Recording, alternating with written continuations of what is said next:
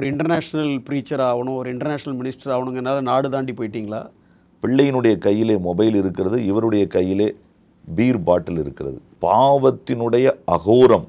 And gospel should and must be preached in the heart language. வட இந்தியாவிலிருந்து தேவன் தந்த முத்துக்கள். So if you don't have a prophet, even in your fall no one can help you.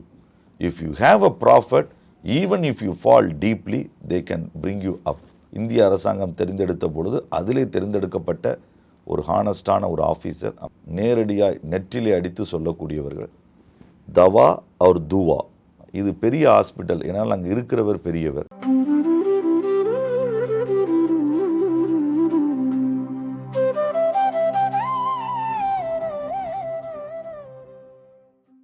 ஆனால் இப்போது கொஞ்சம் உங்களுடைய தனிப்பட்ட இப்போது அந்த ஊழியத்தை பற்றி பேச போகிறேன்.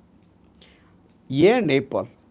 ஒரு இன்டர்நேஷ்னல் ப்ரீச்சர் ஆகணும், ஒரு இன்டர்நேஷ்னல் மினிஸ்டர் ஆகணுங்கிறனால நாடு தாண்டி போயிட்டீங்களா? இல்லை நம்ம நாட்டில் தேவைகள் எல்லாம் சந்திக்கப்பட்டு விட்டது அப்படிங்கிறதுனால நேபாள் பக்கம் போனீங்களா? எதற்காக நேபாள் போனீங்க? என்னுடைய இன்டர்நேஷ்னல் தாகம் எல்லாம் லண்டன் அல்லவா இருந்தது. அதனால் போயிருந்தால் நான் அங்கே தான் போயிருந்திருக்க வேண்டும். நேபாள் என்னுடைய ஊழிய பணித்தளத்தினுடைய எல்லைக்குள் எனக்கு கொடுக்கப்பட்டிருந்தது. இதற்கு முன்பு நான் மிஷினரி பணியாற்றின ஒரு பகுதியிலே. ஆனால் அது ஒரு காரணம் அல்ல. 2015 நடைபெற்ற மிகப்பெரிய அந்த பூகம்பம் ஏப்ரல் மாதத்திலே நடந்தது. 8.2 ரெக்டேர், 25,000 மனிதர்கள் பூமிக்கு அடியிலே புதைந்து போனார்கள். 66,000 வீடுகள் காணாமல் போனது. லட்சங்கள் காயமடைந்தார்கள். அந்த தேசமே குலுங்கினது. 3 வருட பட்ஜெட்டுக்கு எவ்வளவு தேவையோ அவ்வளவு இழப்பு. அதனுடைய நடுவில் ஏதாயிலும் ஒன்றை செய்ய வேண்டும் என்று ஒரு குழுவாய் நாங்கள் சென்றோம்.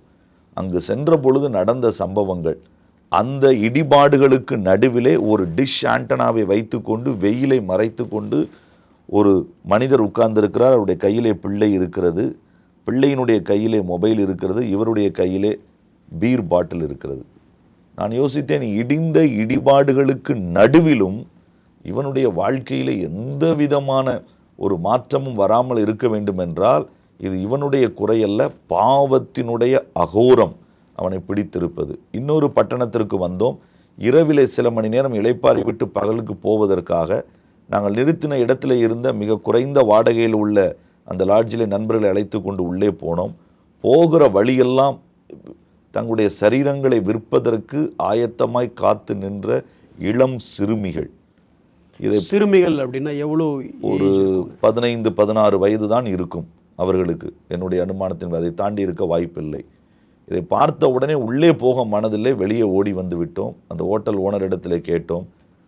நான் தூங்குவதற்காகத்தானே நான் ரூமை கேட்டேன். அவன் சொன்னான், இந்த ஹோட்டலுக்கு யாரும் தூங்கவே வருவதில்லையே, நீங்கள் தான் தவறாய் வந்திருக்கிறீர்கள். இந்த சம்பவம் என்னை அதிகமாய் உடைத்தது, பாதித்தது. என்கொயரி பண்ணி பார்த்த பொழுது 9 to 16 வயது பிள்ளைகள், ஒரு வருடத்திற்கு 10,000 பிள்ளைகள் 50,000 இந்திய பணத்திற்கு கூட விற்கப்படுகிறார்கள் என்கிற இந்த காரியம் என்னை அதிகமாய் உடைத்தது, எனக்கு ஒரு சவாலை தந்தது. இதை தாண்டி 2015 செப்டம்பர் மாதம் நடந்த ஒரு சம்பவம். சகோதரர் காலம் சென்ற தேவ மனிதர் விக்டர் பி லாரன்ஸ் அண்ணன் அவர்கள் நேபாளுக்காய் அதிகமாய் கண்ணீர் வடித்தவர்கள், ஜெபித்தவர்கள், மதுரையை சேர்ந்தவர்கள்.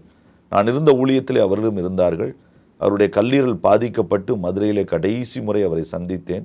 அது அவருடைய மரணத்திற்கு 1 மாதத்திற்கு முன்பென்று எனக்கு தெரியாது. கல்லீரல் அறுவை சிகிச்சை, மாற்று சிகிச்சை செய்யலாம், அதற்கான ஆயத்தங்களை செய்வோம் என்று சொல்வதற்காய் மதுரையில் அவர் சந்தித்தேன். அவர் கண்ணீரோடு சொன்னார், எந்த பணத்தையும் வீணடிக்க வேண்டாம், மரணம் வந்தால் நான் தேவனை சந்திக்க ஆயத்தம் என்று சொல்லிவிட்டு என்னுடைய கைகளை பிடித்து அவர் அழுதார்கள். அவருடைய கண்ணீர் என்னுடைய கைகளிலே விழுந்தது. சொன்னார்கள், தம்பி, நேபாளிலே ஊழியத்தை நீ செய்ய வேண்டும், அதை நீ ஆழமாய் செய்ய வேண்டும். இந்த 2 வார்த்தைகள் தான் சொன்னார்கள். உன்னை நான் நம்புகிறேன், தேவனும் நம்புகிறார், ஜெபத்தோடு செய் என்று சொல்லி ஒரு வரி ஜெபத்தை செய்து அனுப்பினார்கள். ஒருவேளை அந்த எனக்குள் இருந்த அந்த ஆசை அது பாரமாய் மாறினது. கனவு என்னுடைய வாழ்க்கையினுடைய ஒரு தரிசனமாய் மாறினது. ஆகவே அந்த நேபாள் ஜனங்களை பாவங்களிலிருந்து, பரிதாபமான நிலையத்திலிருந்து பரலோகத்திற்கு கொண்டு வர வேண்டும் என்கிற ஒரு வைராக்கியத்தை, அழைப்பினுடைய அடுத்த பகுதியை அது எனக்கு காண்பித்து கொடுத்தது. உள்ளத்தை உருக்கக்கூடிய ஒரு சாட்சின கர்த்தர் நல்லவர். இப்போ நீங்கள் நேபாள் போய் ஊழியம் பண்ணுறதுனால லாங்குவேஜ் பேரியர்ஸ் அதாவது உண்டான நீங்கள் அங்குள்ள லோக்கல் லாங்குவேஜ் கற்றுக்கிட்டீங்களா? நான் மெனி டயலாக்ஸ் உண்டு அப்படின்னு சொல்லுவாங்க அதனால். ஆமாம், அங்கே கிட்டத்தட்ட 3 கோடி ஜனங்கள் இருக்கிறார்கள். முக்கியமாக ஒரு 8 மொழிகளை பேசுகிறார்கள். அதிலே இதை தாண்டி 94 டயலாக் அங்கே இருக்கிறது.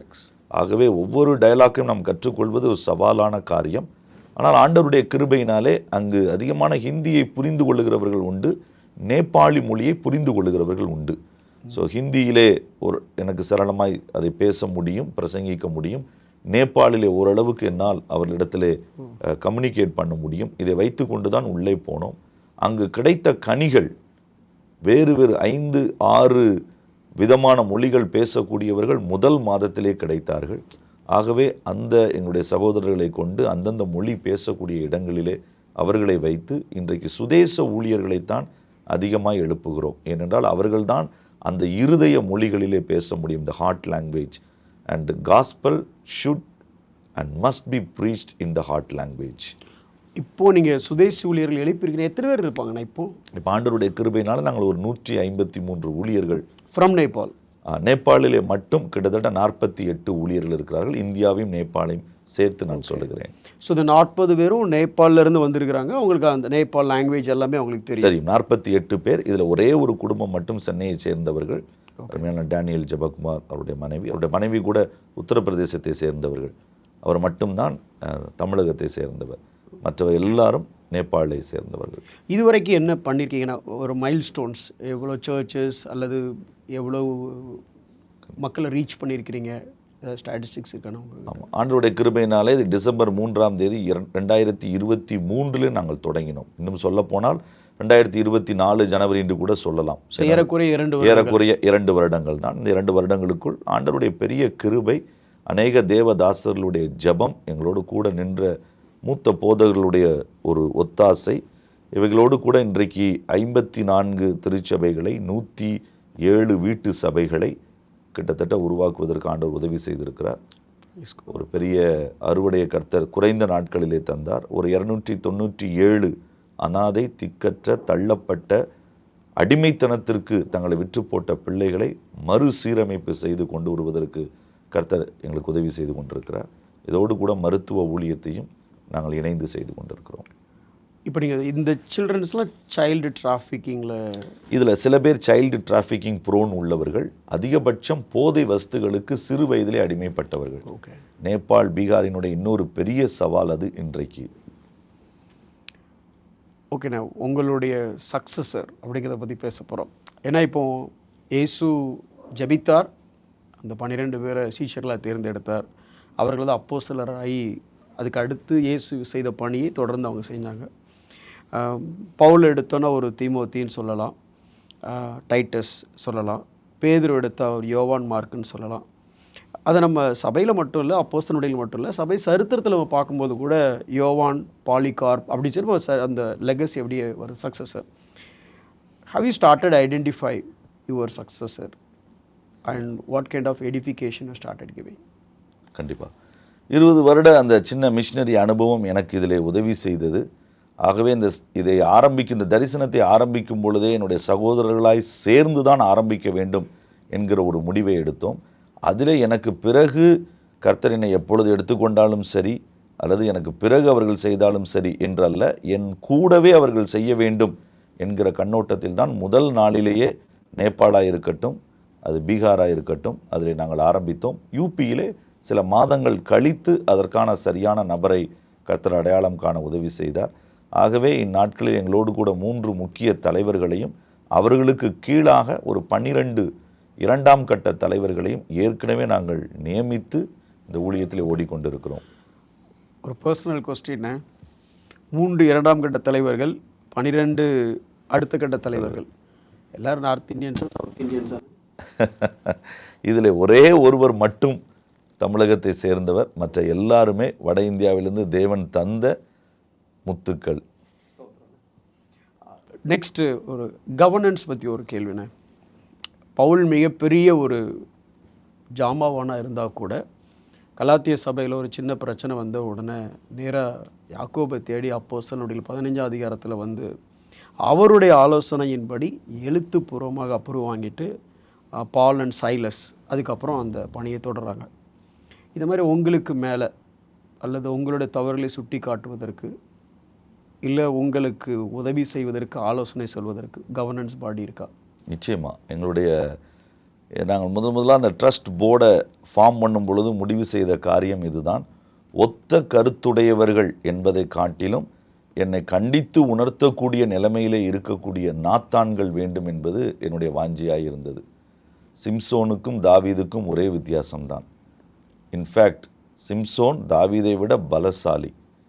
சிம்சோனும் விழுந்தான், தாவீதும் விழுந்தான். ஆனால் தாவீது விழுந்தது படுகுழி, சிம்சோன் விழுந்தது குழி.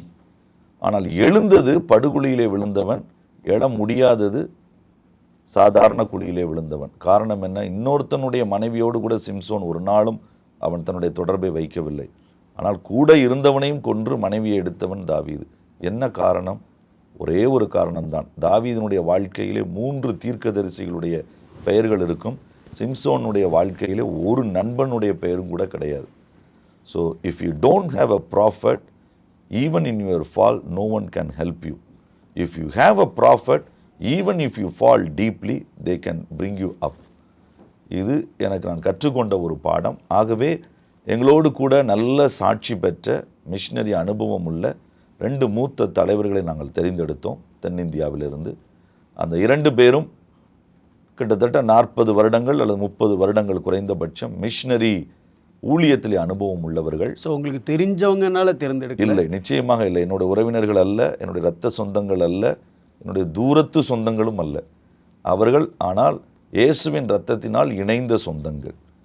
அவர்களிலே ஒருவர் ரிட்டையர்டு IRS ஆஃபீஸர். அவர்கள் 50 உண்மையான ஆஃபீஸர் அவார்டுகளை வாங்கி 100 உண்மையான ஆஃபீஸர்களை இந்திய அரசாங்கம் தெரிந்தெடுத்த பொழுது அதிலே தேர்ந்தெடுக்கப்பட்ட ஒரு ஹானஸ்டான ஒரு ஆஃபீஸர். அவங்களுடைய பேரே ஏர்னஸ்ட் ரவி என்று சொல்வார்கள். அண்ணனை குறித்து சொல்வோம்.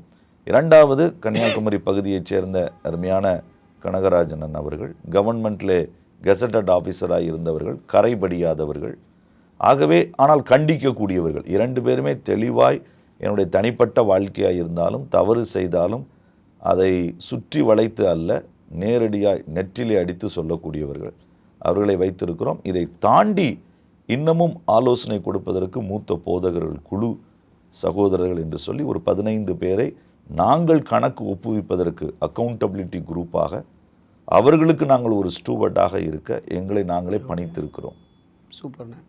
நீங்கள் இந்த சிம்சோன் அப்புறம் தாவீது அப்படின்னு சொன்ன டக்குன்னு எனக்கு சாலமோன் ஞாபகத்துக்கு வந்துச்சுண்ணே. இங்கே 3 தீர்க்கதரிசிகள் பேரை சொன்னீங்க. ஆனால் சாலமோனுடைய வாழ்க்கையில் இந்த காரியத்தை செய்வதற்கு யாருமே இல்லை. எந்த ஒரு தீர்க்கதரிசியின் பேருமே அங்கே நம்ம குறிப்பிடப்படலை. இந்த கவர்னன்ஸ் பற்றி சொன்னீங்கன்னா, இப்போ நான் இன்னொரு பக்கம் பால் அண்ட் பர்னபாஸ் 2 பேரும் சேர்ந்து மிஷினரி ஊழியத்தை பண்ணுறாங்க. ஆனால் they are reporting back to the church of Antioch. அந்தியோகியா திருச்சபைக்கு கணக்கு ஒப்புவிக்கிறாங்க. ஒவ்வொரு முறையும் மிஷினரி பயணம் முடித்து பவுல் பர்னபாவோடு இருந்தாலும் சரி, இல்லை ஒரு சீலாவோடு இருந்தாலும் சரி, கணக்கு ஒப்புவிக்கிற மாதிரி இருக்குது. இன்றைக்கி மிஷன் ஆர்கனைசேஷன் இந்த மாதிரி சபைகளின் கீழே இப்போ இன்றைக்கி சபைக்கு வரக்கூடிய எல்லா மிஷன் பீப்புளுமே ஒன்று ஃபண்ட் ரைசிங் இல்லைன்னா இன்னொரு மிஷினரியை கேட்குறதுக்காக வராங்க. அந்த மாதிரி ஊழியர்கள் உருவாக்குவதற்காக. அக்கௌண்டபிலிட்டி டுவோர்ட்ஸ் த சர்ச் இது இருக்குதா? நீங்கள் அதை குறித்து என்ன நினைக்கிறீங்க? உங்கள் ஆர்கனைசேஷனில் நீங்கள் இந்த மாதிரி ஏதாவது பாலிசிஸ் வச்சுருக்கீங்களா? பொதுவாக எனக்கு தெரிஞ்சு எல்லா மேஜர் மிஷன் ஆர்கனைசேஷன்ஸும் அவங்களுடைய ஆனுவல் ரிப்போர்ட்ஸை தெளிவாக பிரிண்டட் ஃபார்மில் அதனுடைய கணக்கு வரவு செலவுகளை, தணிக்கை செய்யப்பட்ட கணக்கு வரவு செலவுகளை ஆண்டறிக்கையோடு கூட கொடுக்கிறார்கள் என்று நான் நம்புகிறேன். என்னால் இந்த பழக்கம் இருந்தது, இன்றைக்கு அது செய்கிறார்கள் என்று சொல்லி. ஆனால் இதை தாண்டி நான் என்ன சொல்வேன் என்றால், யார் நமக்கு உதவி செய்தாலும் செய்யாவிட்டாலும் நமக்காய் ஜெபிக்கிறவர்கள் முதற்கொண்டு நம்மை குறித்து கேள்வி கேட்கக்கூடிய, அப்படி கேள்வி கேட்டால் பதில் சொல்வதற்கு நாம் ஆயத்தமாக இருக்கக்கூடிய ஒரு இடத்திலே நாம் நிச்சயமாய் நிற்க வேண்டும். ஏனென்றால் இயேசு தன்னை வெளிப்புறமாக வைத்தார், தன்னை வெளியரங்கமாக தன்னை காண்பித்து கொடுத்தார்.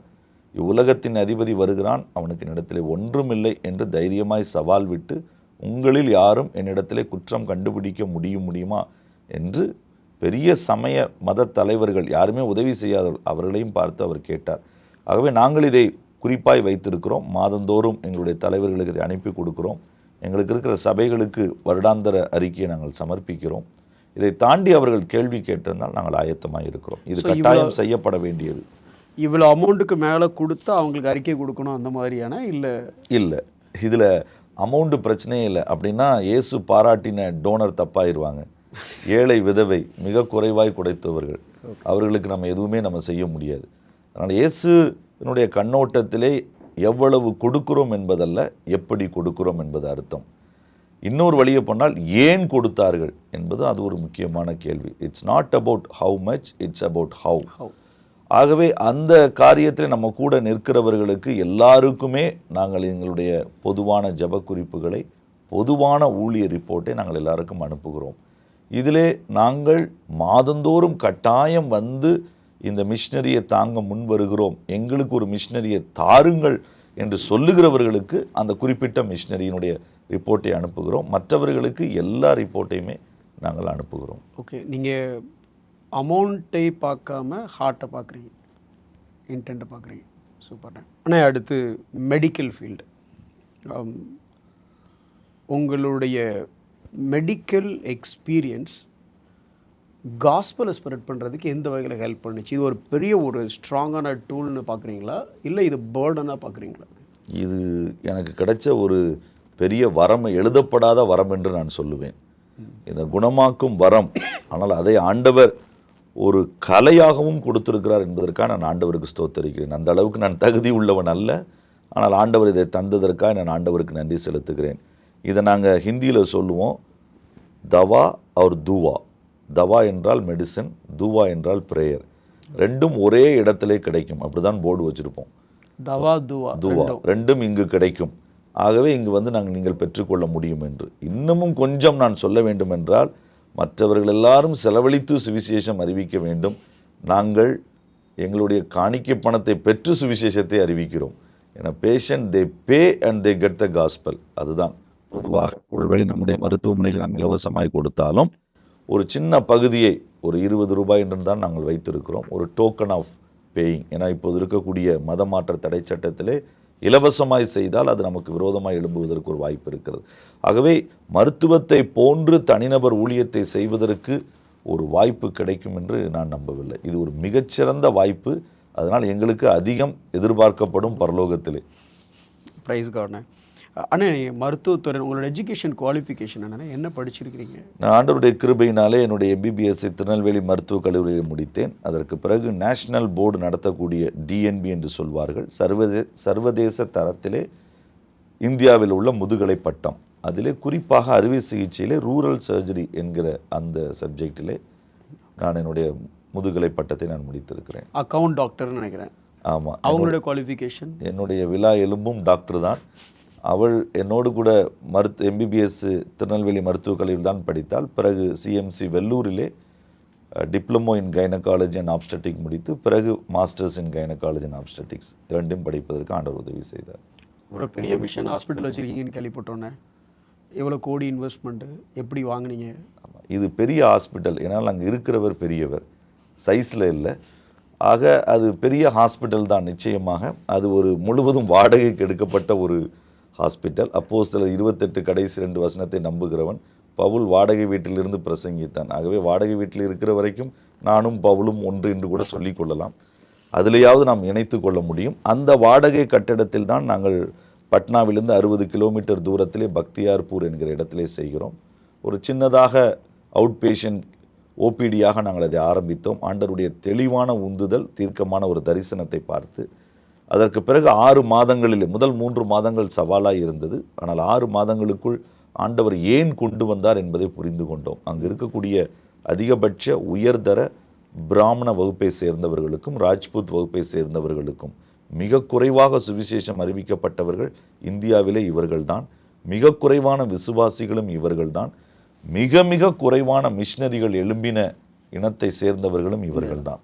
ஸோ ஆகவே இவர்கள் மத்தியிலே செய்ய வேண்டும் என்பதற்காகத்தான் ஆண்டவர் எங்களை கொண்டு சென்றார். இன்றைக்கு அதே இடத்திலே ஒரு வாடகை கட்டடத்தை எடுத்து அதிலே ஆப்ரேஷன் தியேட்டர், 35 பெட் வசதி உள்ள பகுதிகளை எடுத்து கண் அறுவை சிகிச்சை, எலும்பு அறுவை சிகிச்சை, ஜென்ரல் அறுவை சிகிச்சைகள் இவைகளை ஜனங்களுக்கு நாங்கள் செய்து அவர்களுக்கு உதவி செய்கிறோம். ஆனால் இப்போ சர்ஜரிஸ் எல்லாமே நீ பண்ணுறேன்னு சொன்னீங்களா, இப்போ இதுக்கு டாக்டர்ஸ் எப்படி எல்லா சர்ஜரி நீங்கள் பண்ணுவீங்களா, இல்லை மற்ற இடத்துல டாக்டர்ஸ் கொண்டு வருவீங்களா, அவங்களுக்கு என்ன மாதிரி ஃபெசிலிட்டேட் பண்ணுவீங்க, பே பண்ணுறது? இப்பொழுது என்னோடு கூட என்னுடைய கல்லூரியிலே படித்த நண்பர், தன்னை அர்ப்பணித்த ராமேஸ்வரத்தை சேர்ந்த டாக்டர் ஆஸ்காருடைய மனைவி மலர் இருக்கிறார்கள். அவர் ஒரு நல்ல ஆர்த்தோ டாக்டர், அவருடைய மனைவி ஒரு நல்ல கண் அறுவை சிகிச்சை நிபுணர். இவர்களெல்லாம் தரிசனத்தில் எங்களோடு கூட இணைந்தவர்கள். இதை போன்று தூத்துக்குடியைச் சேர்ந்த அருமையான தம்பி ரிச்சர்ட் என்று சொல்லியிருக்கிறார்கள். அதே பீகாரைச் சேர்ந்த ஆண்டவர்னால் தொடப்பட்ட டாக்டர் ரஜத் என்கிற டென்டல் டாக்டர் எங்களோடு கூட இருக்கிறார்கள். என்னுடைய மனைவி, நாங்கள் இணைந்து இந்த காரியத்தை செய்கிறோம். So whenever there is a requirement they will come over. இல்லை, அவங்களெல்லாம் அங்கே தங்கியிருந்து செய்கிறார்கள். இவ்வளோ டாக்டர்ஸ் அங்கே இருக்கிறாங்க. இவ்வளவு நான் சொன்ன அத்தனை பேரும் அங்கே எங்களோடு கூட தங்கியிருந்து மிஷினரிகளாக இருந்து அதே கிராமத்திலே வாடகை வீடை எடுத்து சின்ன ஒரு வீடுகளில் அமர்ந்து கொண்டு தங்களுடைய சேவையை அவர்கள் செய்து கொண்டிருக்கிறார்கள். இதை தாண்டி கன்னியாகுமரியிலும் திருநெல்வேலியிலும் சென்னை, கோயம்புத்தூர் பகுதியில் இருக்கக்கூடிய கிறிஸ்தவ டாக்டர்கள் தங்களுடைய விடுமுறை நாட்களிலே எங்களுக்கு வந்து கேன்சர் அறுவை சிகிச்சை, மற்ற லேப்ராஸ்கோபிக் அட்வான்ஸ் சர்ஜரிஸ் இவைகளெல்லாம் செய்து கொடுத்து உதவியும் செய்கிறார்கள். இந்த ட்ரீட்மெண்ட்ஸ்லாம் கூட உங்கள் ஹாஸ்பிட்டலே பண்ண முடியும். இப்போ ஆண்டவருடைய கிருபையினாலே நண்பர்களுடைய உதவியோடு கூட அந்த வசதிகளையும் செய்வதற்கு ஆண்டவர் கடந்த மாதத்திலிருந்து கடந்த 2 மாதங்களுக்கு உதவி செய்திருக்கிறார். இதே மாதிரி பிரான்ச் ஏதாவது சென்னையில் ஓப்பன் பண்ணுற மாதிரி ஐடியா இருக்குண்ணே? இல்லை, நிச்சயமாக இல்லைண்ணே. இங்கே தடுக்கி விழுந்தாலே இருக்குது. ஆகவே நாங்கள் இங்கே இருக்கிறவர்களையும் நாங்கள் சொல்லுகிறோம், நீங்கள் அங்கே வாருங்கள் என்று சொல்லி. ஆகவே இருளிலே இருப்பது எங்களுக்கு சந்தோஷம், வெளிச்சமாக இருப்பது இன்னும் சந்தோஷம். இருளிலே இருக்கிறதுக்கான காரணமே நாம் வெளிச்சம் என்பதினாலே லைட்டுக்கினுடைய நடுவில் இருப்பதை காட்டிலும் இருளினுடைய நடுவில் இருக்கும்போது தான் மெழுகுவர்த்தியினுடைய வேலை அங்கு செய்யப்பட முடியும். சூப்பர்ண்ணா. ஆனால் கொஞ்சம் அப்படியே முடிக்க வரோம். உங்களுடைய டெய்லி ஸ்கெடியூல், ஒரு நாள் காலையிலேருந்து சாயந்தரம் வரைக்கும் உங்களோட ஸ்கெடியூல் எப்படி இருக்கும், என்ன பண்ணுவீங்க? இது ஒரு வேலை ஃபிக்ஸட் என்று நான் சொல்ல முடியாது. அதில் ஒரு ஆவரேஜ் அல்லது மேக்சிமம் என்று நான் சொல்லலாம். நான் பள்ளிக்கூடத்தில் படித்த நாட்களிலிருந்து 4:30 மணிக்கு எழும்பக்கூடிய ஒரு பழக்கத்தை என்னுடைய 6th ஸ்டாண்டர்ட்லேருந்து எனக்கு கட்டாயப்படுத்திய நிலை திணித்தார்கள். இப்போ 4:30 மணிக்கு தான் நாங்கள் படுக்கிறோம். அதுதான் வித்தியாசத்தை சொல்ல வருகிறேன். நாங்கள் 4:30 மணிக்கு எழுந்தோம், நீங்கள் இப்போதுக்கு 4:30 தான் படுக்கிற ஒரு கூட்டங்கள் ஆரம்பித்திருக்கிறது. கிட்டத்தட்ட அந்த சூழ்நிலைகள் மாற வேண்டும் என்று நான் விரும்புகிறேன். 4:30 7:30 மணிக்குள் என்னுடைய ஜபம், வேத தியானம், வேத குறிப்பான ஜபங்கள் இவைகள் எல்லாம் நாம் முடித்துவிட்டு 7:30 மணிக்கு நான் ஆயத்தமாகி விடுவோம். அதற்கு பிறகு வீட்டிலே இருந்தால் பிள்ளைகளுக்கு பள்ளிக்கூடம் செல்வதற்கான தேவையான உதவி, மனைவிக்கு தேவையான சில உதவிகள், இதை தாண்டி அதற்கு பிறகு எங்களுக்கு இருக்கக்கூடிய அலுவலக பணிகளை ஒரு சில மணி நேரங்கள் முடித்துவிட்டு ஒரு நாளைக்கு 2 மணி நேரம் உட்கார்ந்து வேதத்தை வாசிக்கிற ஒரு பழக்கத்தை நான் வைத்திருக்கிறேன். Apart from the devotion, apart from the study, apart from preparing for the messages. ஆனால் அப்போ டிவோஷன், ஸ்டடி, ரீடிங், எஸ், ஒரு நாளில் இந்த 3 காரியம் வேதத்தோட வச்சிருக்கோம். ஆமாம். உங்களோட அட்மினிஸ்ட்ரேட்டிங் டாஸ்க் ப்ளஸ் உங்களுடைய மெடிக்கல் ரிலேட்டட் டாஸ்க், இது போய் இதுக்கு நேரம் கிடைக்குதா? கண்டிப்பாக. இதில் எவ்வளவு நேரம் கிடைக்குது என்பதல்ல, இதை செய்தாக வேண்டும் என்று ப்ரையாரிட்டி கொடுத்துருக்கிறேன். எதற்கு நம்ம ப்ரையாரிட்டி கொடுக்குறோமோ அதை நம்ம கண்டிப்பாக செஞ்சுருவோம். ஓகே. ஸோ அதனால் இதை ஒரு ப்ரையாரிட்டியாக வைத்திருப்பதினாலே ஒரு சில நேரங்களிலே ஒருவேளை வேலை நிமித்தம் அதிகமானால் அந்த 2 மணி நேரம் அரை மணி நேரமாக குறையலாம். ஆனால் இல்லை என்று ஆகாது. அதுதான் நான் வைத்திருக்கிற ப்ரையாரிட்டி. கட்டாயம் அதை செய்ய வேண்டும் என்று சொல்லி அதை வைத்திருக்கிறோம். மோஸ்ட் ஆஃப் தட் ஒர்க்கை நான் இப்போ டெலிகேட் பண்ணிட்டேன். ஓகே. ஸோ ஹாஸ்பிட்டலில் எந்த விதமான அட்மின் ஒர்க்கும் நான் செய்வதில்லை. நேரடியாக அங்கே இருக்கிறார்கள், திறமை உள்ளவர்கள் இருக்கிறார். என்னை விட திறமை உள்ளவர்களை கர்த்தர் எனக்கு தந்திருக்கிறார். ஸோ இது அதனால் அவர்களை கர்த்தர் பயன்படுத்துகிறார். ஸோ இதில் நோ காம்ப்ரமைஸ். ஏன்னா நாங்கள் காம்ப்ரமைஸ் பண்ணுற மொதல் விஷயமே அதான் இருக்கிறதுனால தான் நான் அதை கேட்டேன்.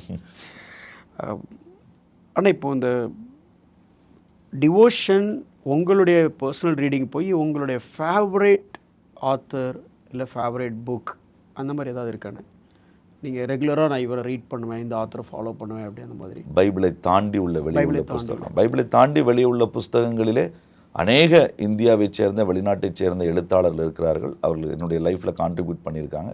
ஆனால் 3 விதமான புஸ்தகங்கள் என்னை ரொம்ப அதிகமாக பாதித்தது. நான் ஒன்று இந்தியாவை சேர்ந்த அருமையான தேவ மனிதர் சாக் பூனன் அவர்களும் ஸ்டான்லி அண்ணன் எழுதின புஸ்தகங்கள் இதனுடைய வாழ்க்கையிலே ஒரு பெரிய பொக்கிஷமாய் நிறைய மாற்றங்களை உண்டாக்கி இருக்கிறது. 2வது வெளிநாட்டைச் சேர்ந்த வாரன் பியர்ஸ்பி அவர்கள் எழுதின புஸ்தகங்களை நான் தொடர்ச்சியாய் படிப்பது உண்டு. சில நேரங்களிலே ஜான் மேக்ஸ்வெல் அவர்களுடைய லீடர்ஷிப்னுடைய புஸ்தகங்கள் ஜான் சி மேக்ஸ்வெல். அதை நான் படித்திருக்கிறேன். அதிகபட்சமாக எனக்கு பிடித்த புஸ்தகங்கள் டிவோஷனல் புஸ்தகங்கள். ஆராய்ச்சி புஸ்தகங்களை விட டிவோஷனல் புஸ்தகங்களையும் மிஷினரி சரித்திரங்களும் எனக்கு மிக பிடித்தமான புஸ்தகங்கள். உங்களுடைய குடும்பத்தினர், உங்களுடைய இம்மீடியட்டாக மனைவி, பிள்ளைங்க, அதை தாண்டி அந்த வெரி க்ளோஸ்டு சர்க்கிள்ஸ் இந்த ஊழியத்துக்கு வந்ததுனால அவங்க கோத்ரூ பண்ணுற பாத் எப்படி இருக்கிறாங்க? அவங்க சந்தோஷமாக இருக்காங்களா? நீங்கள் எப்படி அவங்களோட டைம் ஸ்பெண்ட் பண்ணுறீங்களா?